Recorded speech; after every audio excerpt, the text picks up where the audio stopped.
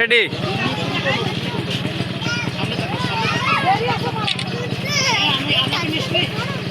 ওকে, আপনি আছেন।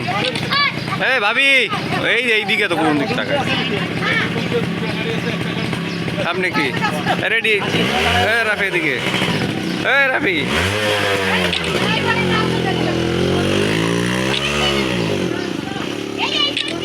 মধু ভাই এইদিকে।